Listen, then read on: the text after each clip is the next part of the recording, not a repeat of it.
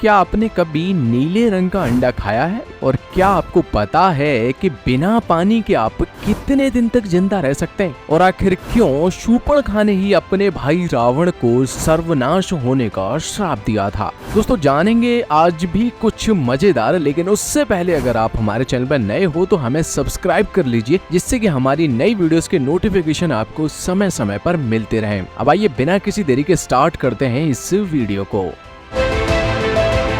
दोस्तों किसी अपने को खोना इस दुनिया में शायद ही सबसे बड़ा कोई गम हो, इसलिए अपने किसी परिजन को खोने के बाद लोग उनकी यादों को सहेजने की कोशिश करते हैं। इसलिए कोई उनके कपड़ों को अपने पास रखता है तो कोई उनके द्वारा इस्तेमाल की गई चीज को। लेकिन दुनिया में कुछ ऐसे देश भी हैं जहां लोग मरने वाले की चमड़ी अपने पास सहेज कर रख रहे हैं। जी हाँ दोस्तों, हम बात कर रहे हैं यूके और कनाडा की। यहाँ मरने वालों की स्किन को फ्रेम करके घर वाले अपनी यादों के तौर पर रख रहे हैं, और ऐसा करने में उनकी मदद कर रहे हैं कई सारे टैटू आर्टिस्ट। यूके और कनाडा के कई टैटू आर्टिस्ट अपने क्लाइंट्स के मरने के बाद उनकी टैटू की गई स्किन को निकालकर उसे बाकायदा फ्रेम करके उनके परिजनों को दे रहे हैं, ताकि वो इस आखिरी निशानी को सेव कर सकें।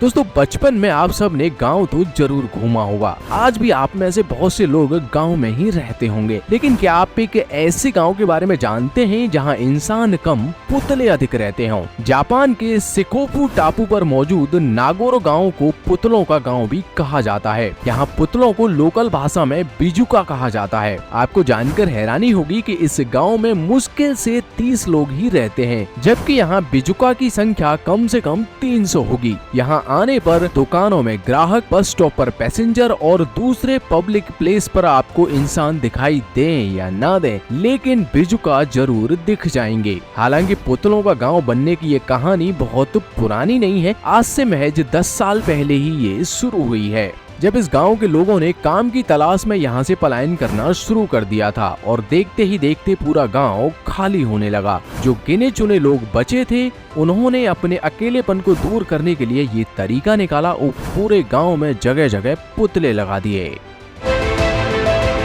हमारे देश समेत पूरे वर्ल्ड में सांपों का कहर देखा जा सकता है, लेकिन क्या आपको पता है कि दुनिया में एक ऐसा देश भी है जहां ढूंढने से भी सांप नहीं मिलेंगे? यहाँ के बहुत से लोगों को तो ये पता तक नहीं है कि सांप दिखते कैसे हैं। दोस्तों हम बात कर रहे हैं उत्तरी पश्चिमी यूरोप के देश आयरलैंड की, जहाँ आपको एक भी सांप देखने को नहीं मिलेगा। वैसे आयरलैंड के लोगों के मुताबिक आज से कुछ 100 वर्षों पहले यहाँ बहुत सांप पाए जाते थे, और एक बार जब सांपों का आतंक हद से ज्यादा बढ़ गया तो लोगों ने एक स्थानीय संत पैट्रिक से अपने लिए मदद मांगी। तब उन्होंने अपनी शक्तियों से पूरे आयरलैंड के सांपों को समुद्र की ओर भेज दिया, और तभी से आयरलैंड में एक भी सांप नहीं मिलता है। वहीं साइंस की माने तो आयरलैंड में सांप कभी रहे ही नहीं है।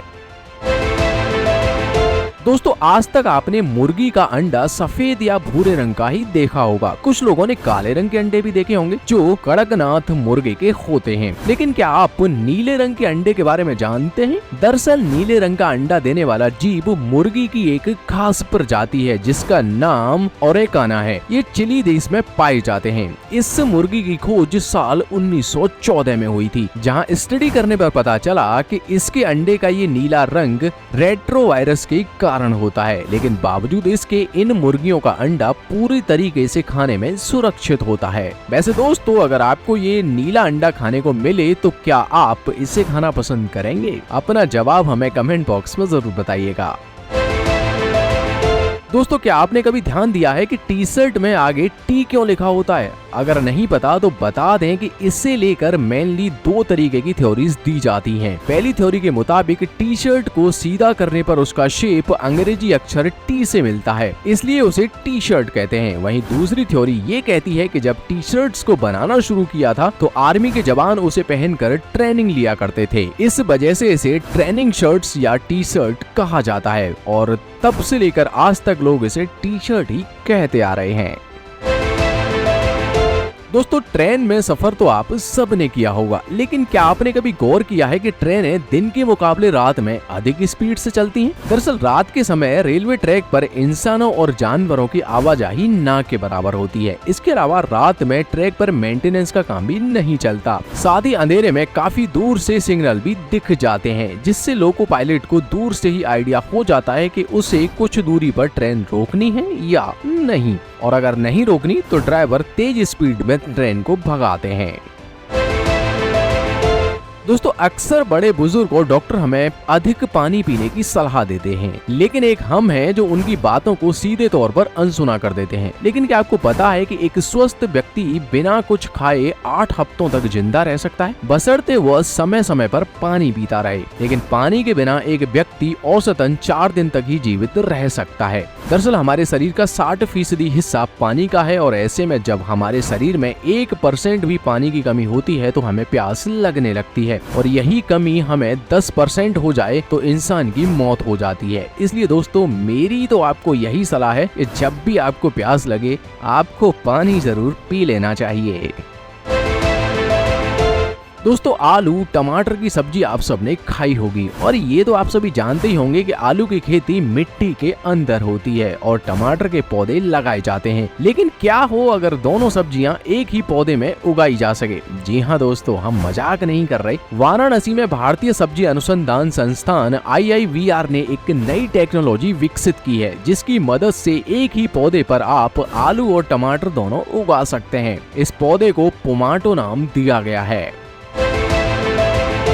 दोस्तों क्या आपने कभी सोचा है कि कब्रिस्तान में बैठकर चाय पीने का एक्सपीरियंस कैसा होगा?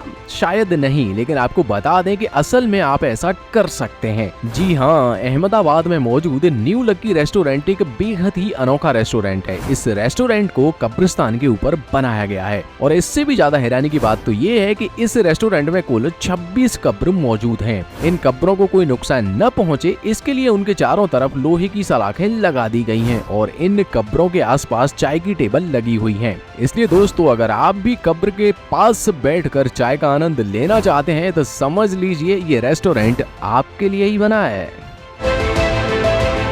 दोस्तों रामायण तो आप सबने देखी होगी, और यह भी आपको अच्छे से पता होगा कि रावण ने अपनी बहन शूर्पणखा की बेइज्जती का बदला लेने के लिए माता सीता का हरण किया था। लेकिन क्या आप जानते हैं कि रावण की बहन शूर्पणखा ने खुद रावण के सर्वनाश होने का श्राप दिया था? दरअसल शूर्पणखा का विवाह विद्युतजीव नामक शख्स से हुआ था, जो कि राजा कालजीय का सेनापति था। ऐसे में जब रावण विश्व विजय करने के लिए निकला तो उसका युद्ध राजा कालकीय से भी हुआ। इस युद्ध के दौरान रावण ने अपनी ही बहन के पति विद्युतजीव का वध कर दिया। जब शूर्पणखा को इस घटना के बारे में पता चला तो शूर्पणखा ने मन ही मन रावण को श्राप दिया कि जिस तरीके से तूने मेरे पति का वध किया है, एक दिन मैं तेरे सर्वनाश का कारण बनूंगी। तो दोस्तों इस वीडियो में फिलहाल इतना ही। इनमें से कौन सा फैक्ट आपको सबसे ज्यादा इंटरेस्टिंग लगा आप हमें कमेंट बॉक्स में जरूर बताएं। उम्मीद है आपको आज की वीडियो पसंद आई होगी। अगर हाँ तो इस वीडियो को लाइक कर दीजिए, और इस तरीके के और भी अमेजिंग और इंटरेस्टिंग फैक्ट वीडियो देखते रहने के लिए हमें सब्सक्राइब कर लीजिए।